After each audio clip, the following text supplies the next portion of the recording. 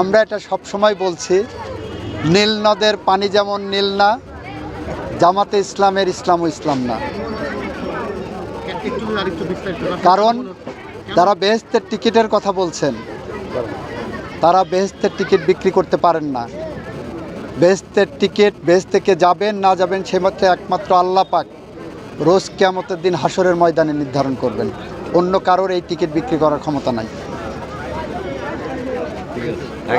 প্রথম হলো সুশাসন নিশ্চিত করা। যে রক্তপাত বন্ধ করেছি, যে সন্ত্রাস বন্ধ করেছি, যে মাদক বন্ধ করেছি, যে দুর্নীতি বন্ধ করেছি, এই বন্ধটা স্থায়ী রূপ দেওয়া, এটা হলো আমার প্রথম মাস্টার প্ল্যান।